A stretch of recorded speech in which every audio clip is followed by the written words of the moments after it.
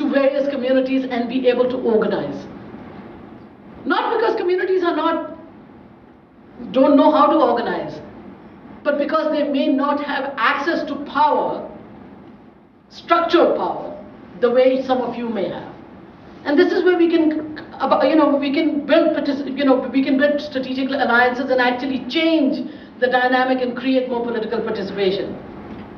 The other thing that we often forget is that people are participating in their local communities, maybe in their specific community. They're just not participating in mainstream structures. So just because people are not voting and they're not going to city council and doing that, I don't know how many of you have ever made deputations at city council. Have you ever made deputations at city council?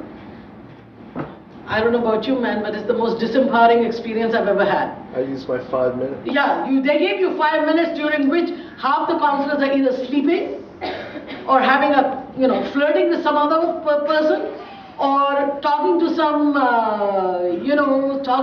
journalist, for their next agenda. They don't give a damn.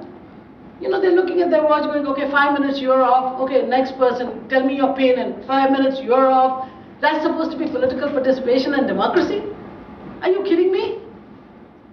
Why the hell would a person go all the way to City Hall, downtown Toronto, from wherever the hell that they live in, for their 5 minutes of being ignored? I can sit at home and be ignored. Why do I need to go and waste my time with these people? I mean, people are not stupid, man. We may be immigrants and refugees, but we're not stupid. We got here after all, and we're still here, so we know how to survive. We know how to survive. The point is, do we wish to participate in this meaningless process? No, because it is meaningless.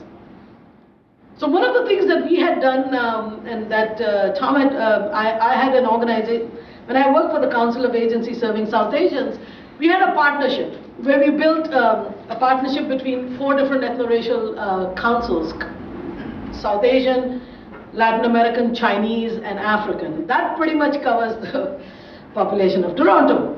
So we used to go into City Council and we used to utilize our 5 minutes strategically. Because 5 plus 5 plus 5 plus 5. Now we've got 20 minutes. So we used to think about, how are we going to utilize our 20 minutes? There were times when we used to make one presentation jointly for 20 minutes, taking up 5 minutes of each person. There were other times when we would use 5 minutes to say exactly the same thing over and over again 4 times, so that it would seep in to some thick head that this is an issue for the Africans, for Latin Americans, for South Asians, and for Chinese. You better listen. That's your constituency. Sometimes we would have one person who has a problem or an issue, say the African community African colleague of ours has something to say, so he would go and use his 5 minutes, and the 3 of us would say something to support that 5 minutes. 5 plus 5 plus 5, another 15. But do you realize how much hard work goes into being strategic around 5 minutes? And this is supposed to inspire immigrants and refugees who have fought revolutions and persecution and come all the way to Canada to participate. You really think so? I'm stupid. I did it because I thought, somebody has to do it. But quite frankly, it makes no sense. There is no political reason for a person doing that. So again, I come back to what my friend says. You build democracy, people participate. This is not democracy. I mean, when 30% of the population votes at City Hall for the mayor, say, and it's called a landslide, what can I say? The rest of the population doesn't have to vote.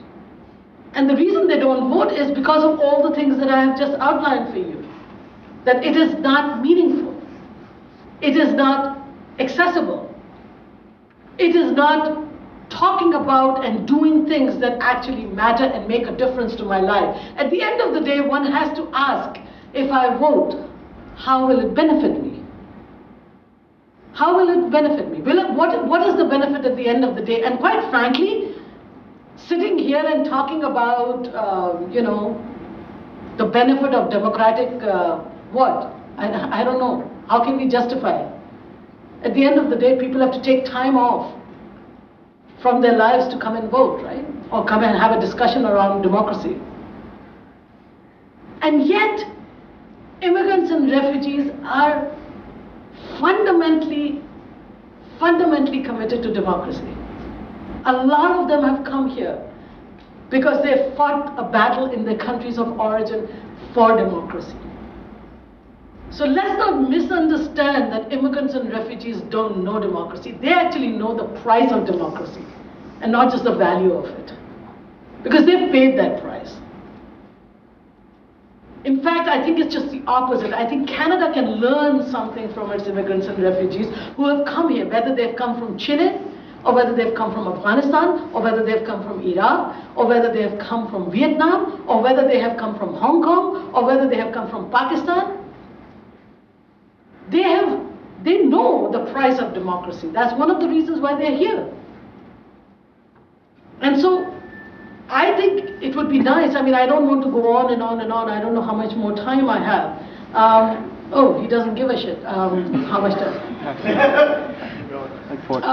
No, I think I would like to have a conversation with you, because I want to know. I mean, to my mind, this whole democratic process in Canada is deeply flawed.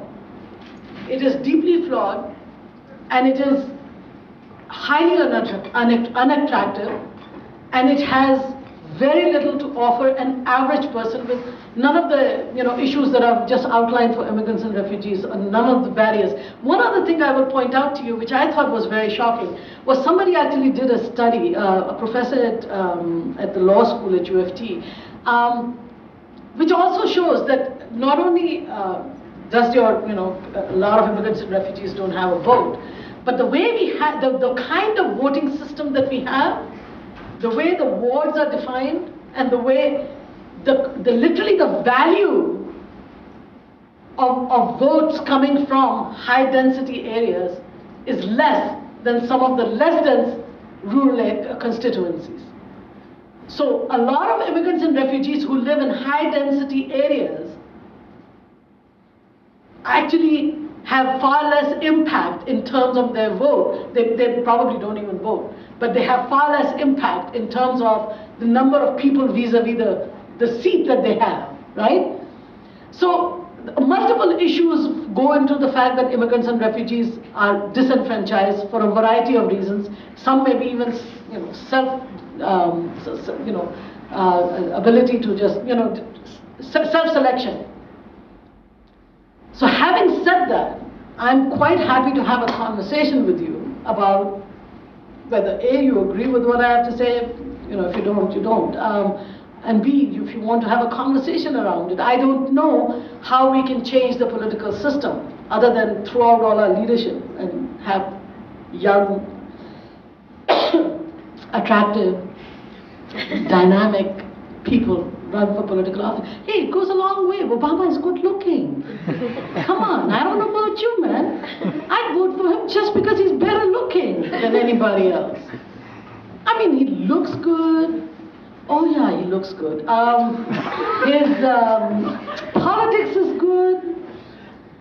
No, this is important. I don't know about you. I mean, a lot of young people got mobilized by Obama because he was cool. I don't know what that means, but he was cool.